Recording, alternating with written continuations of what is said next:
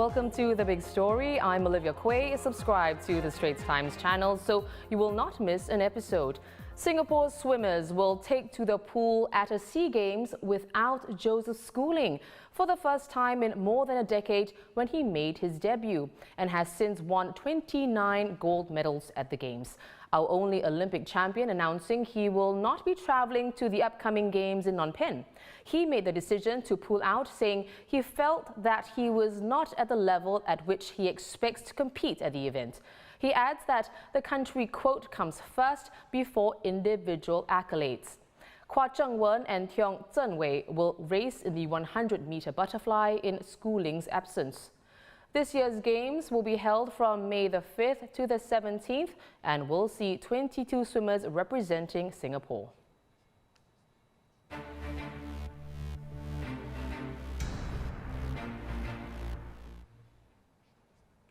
School classes and timetables will look quite different next year when a full subject-based banding is carried out at the majority of secondary schools, with the exception of those offering the integrated program and specialized schools. Speaking at his ministry's budget debate, Education Minister Chan Chun Sing elaborates on how the policy will change the students' educational journey. Beginning with students who will be in Secondary 1 next year, they'll be posted to the schools through 3 posting groups, which are mapped to the PSLE score ranges for normal technical, normal academic and express courses. Eligible students will then be given the flexibility to take certain subjects at a more demanding level. This ensures that schools continue to admit students with diverse strengths and students continue to have access to a wide range of schools. By admitting students from different posting groups, schools can also enable diversity at the class level, with mixed-form classes that comprise students offering subjects at different subject levels. Unlike streaming, posting groups will only be used to facilitate admissions and to determine students' initial subject levels for most subjects at the beginning of Sec 1. Beyond that, posting groups will not shape the secondary school experience. Currently, students may choose to take certain subjects at a more demanding level if they are eligible. Under FSBB, this flexibility has been expanded to more subjects. With guidance from their schools, some students have also begun to offer elective subjects at a less demanding level. This gives them room to pursue their interests without adding unduly to their overall curriculum load. And at the end of secondary school, they'll receive a common certificate to reflect their different subject combinations and levels. This will be the Singapore Cambridge Secondary Education Certificate, or SEC. Starting from 2027, the SEC will replace the separate Singapore Cambridge General Certificate of Examination, or GCE, O and N-level examinations. The option of spending a 5th year in secondary school will remain available to students who wish to offer subjects at a more demanding level. This is to allow them to pace their learning and potentially access more post-secondary school pathways. To cater to a wider profile of students offering subjects at different subject levels, full SBB changes will be accompanied by expanded admission and progression pathway in our institutes of higher learnings. Meanwhile, from 2026, Junior College and Millennia Institute students won't need to count their 4th content-based subject in their university admissions unless it improves their score. Well, this gives students room to choose that particular subject based on interest without being overly concerned with exam results. I should emphasize that students will continue to benefit from a broad-based A-level curriculum, as they still have to offer 4 content-based subjects, of which 1 would be from outside their specialization. Parents and educators may be concerned that our pre-tertiary students will no longer take their 4th content-based subject, or PW, work seriously. We believe that our students will still apply themselves. Today, it is already optional for students taking H1 mother tongue language to include the subject in their UAS computation. Nevertheless, these students continue to put effort towards their mother tongue studies, as they are intrinsically motivated to learn and improve. And mid-year exams will be gradually removed for JC and MI students from next year.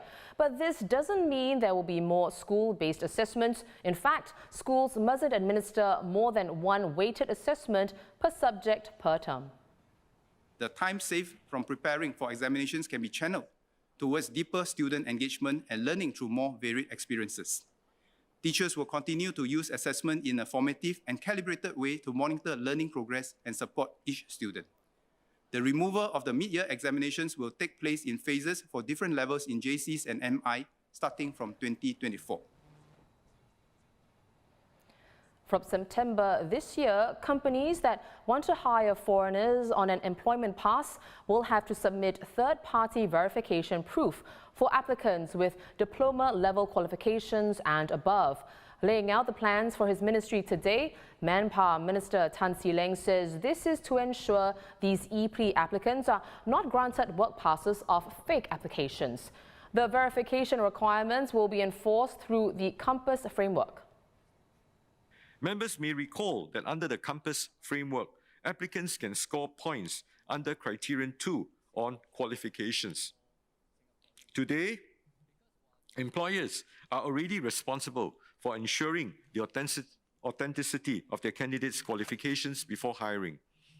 To safeguard against gaming by submitting fraudulent educational qualifications, employers who wish to score points under Criterion 2 on qualifications will be required to submit verification proof for qualifications declared on the EP application.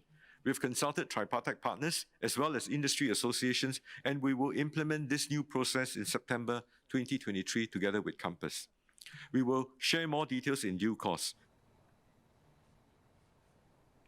On strengthening support for lower-income platform workers and addressing their concerns about the impact of the CPF changes on their take-home pay, Senior Minister of State for Manpower, Koh Poo Koon, assures targeted help for this group of people. Well, this comes after the recommendation to align CPF contribution rates by platform companies and workers with that of other employers and employees, respectively. This is why we will provide transitional support targeted at the lower-income platform workers earning up to $2,500 a month who see an increase in their CPF contribution rates, as DPM announced during the budget. In addition, platform workers who align their CPF contributions to employees earlier will receive stronger support. In the first year, we will offset 75% of the additional contribution the platform worker makes to the ordinary and special accounts. The offset will taper down gradually over the next 3 years of the phase-in period for CPF contribution. The mature estates of BEDOK and SERANGOON will get new HDB flats for the first time in over half a decade, as just under 2,000 flats will be launched across both towns in the next BTO sales exercise in May. Both projects will have 5-room flats.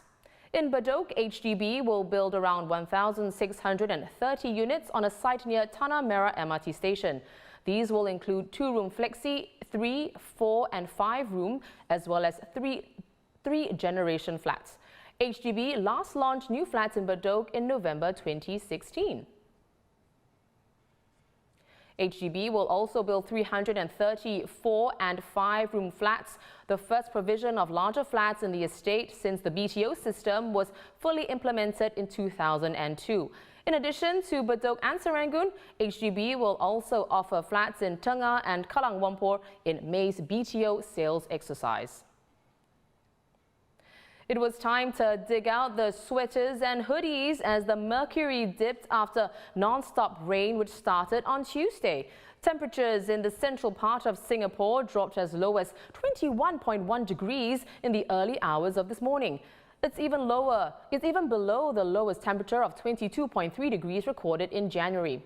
Other areas like Clementi, Sembawang and Admiralty also saw temperatures below the January numbers. The 24-hour temperature forecast for Wednesday is expected to be in the range of 22 to 26 degrees Celsius. The Met Service says the rain affecting both southern Johor and Singapore has been brought on by the monsoon surge. The downpour didn't just impact the temperature. An uprooted tree here falling onto the PIE near Kim Kiat Avenue that obstructed traffic during the morning rush hour. The heavy rain also forced the cancellation of today's HSBC Women's World Championships Pro-Am event. The tournament directors say the necessary decision was taken after about 200 millimeters of rain fell on Sentosa's Tanjong golf course overnight, with more forecast for the rest of the day. Organizers are confident, though, that the event, which is scheduled to run till Sunday, will be able to tee off tomorrow as scheduled. Those are our top stories today. Visit straitstimes.com for more news and our YouTube channel for more videos. Subscribe by hitting the red button below. I'm Olivia Quay. See you tomorrow on The Big Story.